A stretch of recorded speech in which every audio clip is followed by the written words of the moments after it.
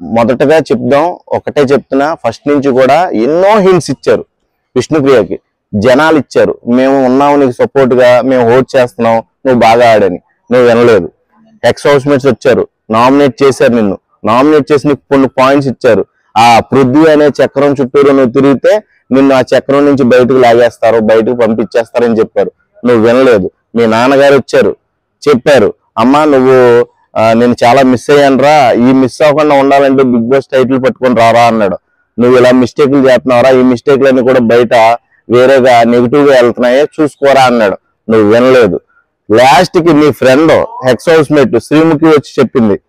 శ్రీముఖి వచ్చి రే పక్కన కూర్చోబెట్టుకుని తల్లిలా చెప్పింది, నువ్వు చేసే మిస్టేక్స్ ఇవి, వీటిని సరి చేసుకో, ఈ సరి చేసుకుంటే నువ్వు ఖచ్చితంగా రేస్ లో ఉంటావు, నువ్వు విన్నర్ అనుకున్నా నువ్వు రన్నర్ అయిపోతున్నావు, నువ్వు చూసుకో, పృథ్వీ అనే మాయలో పడకో, అతను నిన్నేమి ప్రేమించట్లేదు, నువ్వంతా కూడా మోసం, నువ్వు ఎందుకు అలాగా హార్ట్ ఇచ్చేస్తున్నావు, నువ్వు ఎందుకు అలా ఫీల్ అయిపోతున్నావు అని క్లియర్ గా చెప్పింది. అప్పుడు వినలేదు.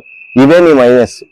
నీకు నాగార్జున గారు కూడా చెప్పారు, విష్ణుప్రియ నీ ఆట ఏమైపోయింది, నీ ఫిజికల్ స్ట్రెంత్ ఏమైపోయింది అంటే అప్పుడు ఏదో గ్రహాల గురించి నక్షత్రాల గురించి మాట్లాడతావు కానీ ఆట గురించి మటుకు ఏనాడు మాట్లాడలేదు. నువ్వు ఆట గురించి మాట్లాడుంటే నేను ఆడగలను, నాలో సత్తా ఉంది అని నిరూపించుకున్న రోహిణి కంటే నువ్వు చాలా దరిద్రంగా ఆడావని నా ఒపీనియన్.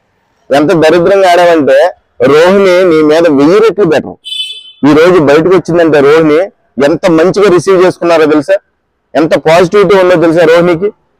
రాత్రి మీడియా వాళ్ళు అందరూ కూడా సంతోషంగా ఎలిమినేషన్ సెలబ్రేట్ చేశారు. ఆ విధంగా ఉండాలి నీ సెలబ్రేషన్. నువ్వు ఈ రోజు వచ్చావంటే బయటికి, ఈ రోజు నువ్వు ఎదుర్కొనే సమస్య ఏంటంటే పృథ్వీ, ఫస్ట్ పృథ్వీ, తర్వాత నీ ఆట, ఈ రెండింటిని నువ్వు ఎదుర్కోవాల్సిందే.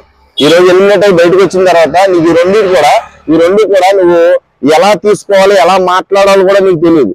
అంత దరిద్రంగా లోపల పోర్ట్రేట్ అయింది నీ బిహేవియర్, నీ ఆట తీరు. ఇంకా జనాలు కూడా చూశారు, ఇంకా మారుతుంది అని ఫ్యాన్స్ అందరూ ఎదురు చూశారు.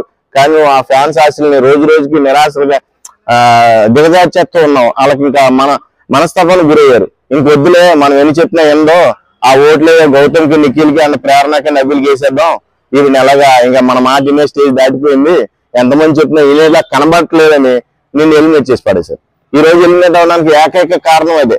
నువ్వు ఈ రోజు ఎలిమినేషన్ అవ్వాల్సిన దానివి కాదు, నువ్వు టాప్ 2 రేస్ లో ఉండవలసిన దానివి, టాప్ 5 కూడా కాదు, టాప్ 2 రేస్ లో ఉండవలసిన దానివి. నువ్వేం ఆట ఆడకపోయినా నిన్ను ఖచ్చితంగా 14-13 వారాలు సేవ్ చేశారు. 14వ వారం నువ్వు ఎందుకు ఎలిమినేట్ అయ్యావు?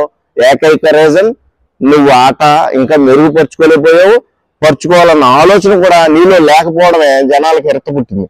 ఇదొక్కటే నీకు మైనస్. నువ్వు అంత ఫిజికల్ స్ట్రెంత్ ఉంది కూడా నువ్వు ఆడలేకపోయావంటే చాలా సిగ్గుసేటు.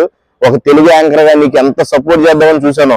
రోజు నీ గురించి నెగిటివ్ గానే స్ప్రెడ్ చేస్తే పాజిటివ్ గా క్రియేట్ అవుద్దామో అని చిన్న ఆశపడ్డా, అది కూడా జరగల. నీ విషయంలో ఎక్కువ నెగిటివ్ గా స్ప్రెడ్ చేయడం వల్ల ఏమన్నా పాజిటివిటీ వచ్చి లోపల ఉంటామో అని ట్రై చేశా, అది కూడా జరగల.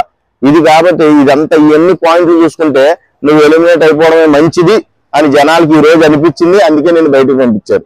ఇది జరిగింది. నీ ఎలిమినేషన్ గల ఏకైక కారణాలు ఇవి. కట్ చేయి.